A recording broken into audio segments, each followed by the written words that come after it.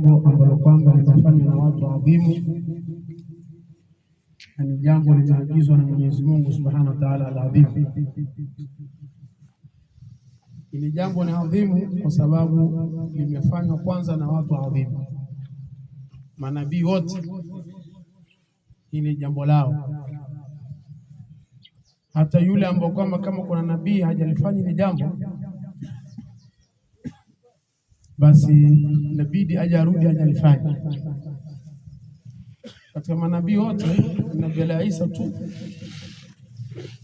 hajaoa, na ndio maana inabidi arudi ajaoa, ndio aje auondoke huu ulimwengu kwa mara nyingine.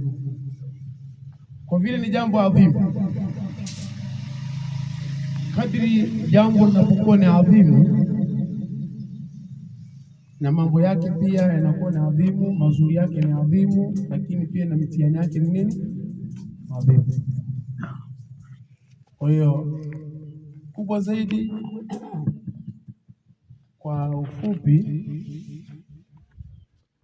napenda tu kuhusiana ni jambo hili, kwa vile si la kwetu, ni jambo la Mwenyezi Mungu, na ni jambo ambalo kwamba mitume wamelifanya.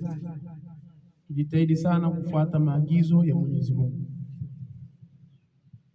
Tukifuata maagizo ya Mwenyezi Mungu, basi mambo yataenda vizuri.